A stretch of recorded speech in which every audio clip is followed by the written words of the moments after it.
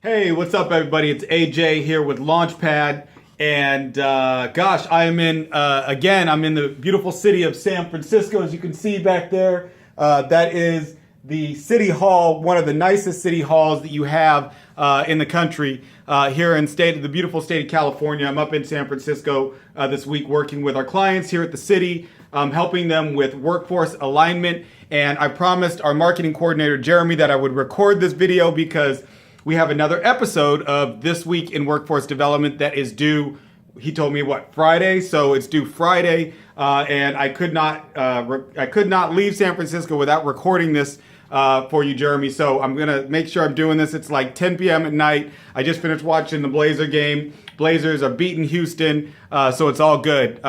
So I'm up here in San Francisco. It's been a beautiful past couple of days. We've had wonderful weather, and it was just after Super Bowl. So Super Bowl 50 was here in San Francisco. I don't need to tell you guys the outcome. You all know Peyton Manning rode off into the sunset, and Cam Newton fell on the ground. And so I had no dog in the hunt. So for me, I'm just excited to tell you guys about it. I'm up here in San Francisco, and I got to see them clean up after Super Bowl 50. But that's not what this video blog is about. This video blog is about a very, very important subject, which I want to share with you. First of all, why am I recording this post is because of you guys. I talk with my clients all throughout the day. We talk with our clients throughout the week. We send you guys surveys. And the number one thing that you have been asking us about is what's going to happen in 2016 and beyond regarding business services, and how are workforce agencies, economic development agencies, government nonprofit agencies, what do they have to do differently to deliver business services, and how are employers changing? And so this is something I want to talk with you guys about because a lot is changing. A lot is changing in business services, and a lot is changing in the labor market. So I've got my notes here on my MacBook. It's on my lap. So if I'm looking down, it's not like I'm looking at my feet. I am looking at my notes. But one of the biggest things here is that the labor market is changing in a major, significant way. And I like to frame it in this way. You know, I came from staffing and recruiting. I still help people find jobs. I love doing that. I get to talk to employers. Recently, I did a listening tour. We talked to some large companies, Bank of America, Wells Fargo, CVS Health, about what are the hiring needs that they have and how can they interface and engage with the workforce system. And I think the number one thing that we are starting to see right now is that the labor market is tightening. Unemployment rates are in low single digits. Nationally, it's under 5% now, so we're looking at 4.9% unemployment. 150,000 jobs were created last month, in the month of January. Wages are starting to go up. Wages increased by 2.5%. So from an employment, staffing, recruiting standpoint, this is huge because what we're seeing now is the pendulum is swinging from really a supply driven to really a demand driven, but also what's happening is that employers are getting more desperate. We're seeing this everywhere here in San Francisco, LA, Wisconsin, East Coast, Midwest. We're seeing this everywhere that employers are getting more desperate. So this is a major, major shift in workforce development that I don't think many agencies are reacting to or adjusting to fast enough. And again, it's always about how quickly can you make adjustments. So one of the things that I think I want to talk with you guys about today is how can the workforce system at varying levels, so whether it's an executive director or the business services rep, or if it's a policymaker at the state, federal level, or at the local level, elected officials, what do you need to do to make adjustments to your workforce system to adjust to this new paradigm of really a job seekers market, right? In many areas. So a couple of things. One, employers are finding extremely hard time to find candidates. So this is one of the market forces. The other market force is that we're having an increased gap in income equality. So you have folks who are still highly underemployed. You have a large pool of people who are underemployed. Secondly, I think we've got a population of folks that have not yet been tapped that are going to need to come into this labor market to help provide the supply that you're going to need. So I want to talk about this from three different perspectives. Number one, from the business services representative perspective. And then number two, I want to talk about this from the executive director, management level perspective. And then number three, I want to talk to you about from the policy level, the funder level, the elected official level. What do they need to do to adjust to these new market forces? So number one, business services, you got to scrap a lot of what you learned in the high unemployment recession period. You got to scrap a lot of that. Because if you go to an employer and you say, hey, I've got people, just hire these folks, can we place anybody? Will you take anybody? If you go to employers like that, it's going to completely slow down the process. You're not going to be effective. Employers in a low unemployment market, in a low unemployment labor market, have to be taught, have to be re-educated that there's not a lot of people out there. You have to go to them and tell them, hey, there's a scarcity of candidates out in the labor market.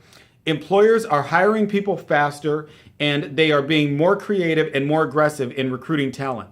And you as an employer have to be open to making changes to your job descriptions, making changes to your hiring process, making changes to how you recruit people if you want to be competitive. You as a business services rep have to have this, you have to develop these narratives, you have to develop this communication strategy, and you have to know how to get that communication strategy out to employers on a consistent basis. So you've got to scrap the old strategies, scrap the old scripts, and you got to come up with new scripts. And this is some of the things we're working with some of our clients is how do you develop these new scripts? What are the value propositions? How do you overcome objections when an employer says, well, hey, I don't want to pay $1.50 more. You got to be able to come and say, hey, I've got 3 employers that are hiring for that same position in the city, in this region, and they just increased their wages by $1.50 an hour.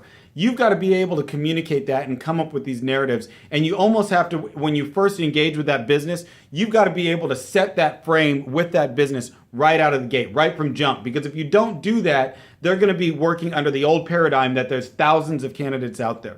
I think the other thing that you have to be able to do with employers is you really have to be able to qualify these employees. You can't just go and say to work with any employer that's out there. You have to qualify each and every employer and determine, does it make sense for me to work with this employer? And I like to qualify them as A, B, and C employers.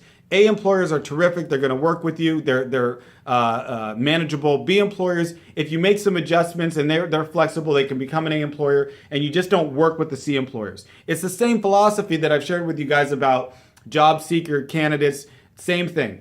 So business services, you've got to learn a new narrative on how do you work with employers to really set the stage with them in this new low unemployment, scarcity of candidates market.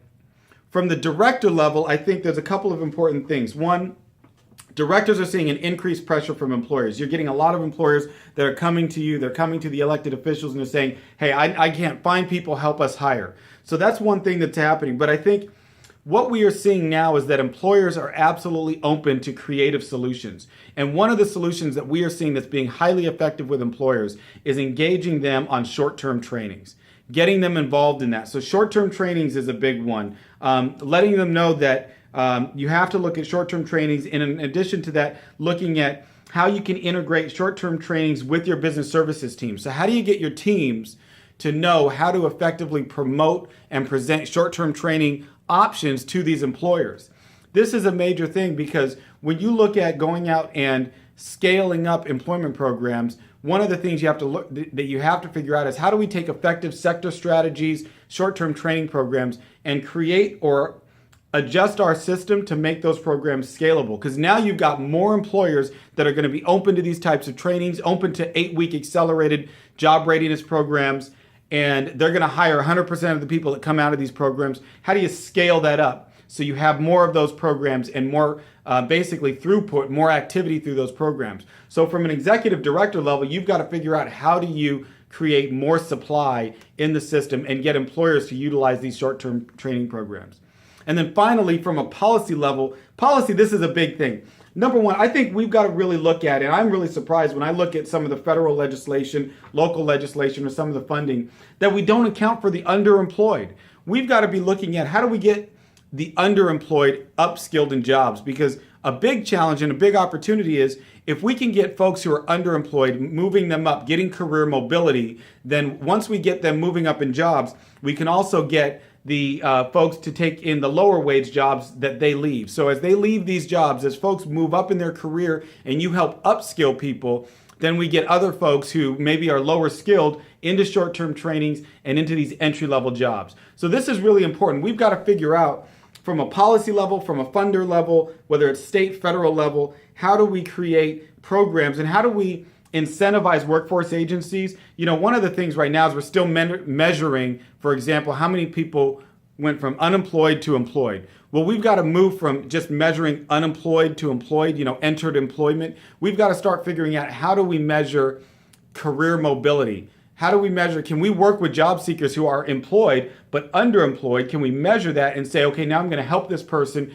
maybe in an evening class, or they take a weekend class or short-term training, and we get them from a job that's paying $10 an hour to a job paying $15 an hour. So from a policy standpoint, we have to be focused on that, and you've got to start developing policy. We've got to start developing programs that can address that. And then secondly, we've got to look at programs that can really work with the underserved. So ex-offender populations, homeless populations, folks, veteran programs, disability, folks in vocational rehabilitation, all of these other populations. Now is the time to really step up our activities, step up our programs, serving those populations to get those folks into these jobs, into these entry-level jobs, and move them up in their careers. So I know I threw a lot at you guys. I got a lot of stuff that I want to share, but I just wanted to give you just some of these ideas that we have. And a lot of this, again, is coming from the relationships, the conversations we're having with our clients all throughout the country. But I wanted to share with you guys this quick little video blog talking about what are some of the biggest trends. So just to recap, labor market has changed. It's no longer a employer's market. It's really a job seeker's market. How do you change your narrative to adjust for a job seeker's market? How do you change the approach, the value propositions that you give to the business? The other area for the executive directors is creating more capacity in the system. How do you take short-term trainings and scale those trainings out so you can serve more employers and do more short-term accelerated training programs? And then from a policy level, how do we focus less on the unemployed, because there's less unemployed folks in the marketplace, and really start to think about underemployed and moving people up in career mobility, career ladders, and upskilling people. So, hey, thanks a lot, you guys. Feel free to post on our blog. Thanks for watching this video. Send me an email at ajenkins@launchpadco.com or send me a tweet at Abraham Jenkins. But I appreciate you guys, your comments, your feedback, and thanks again for checking out this video blog. Take care. Have a good evening.